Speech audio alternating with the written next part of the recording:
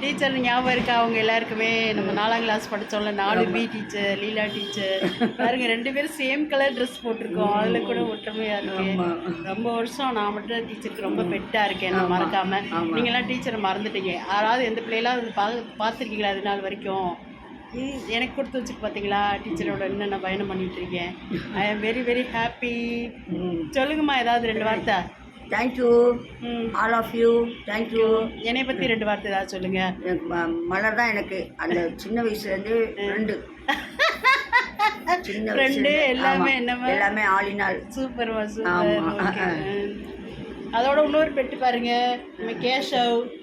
கேஷவ் என்னடா செல்லம்?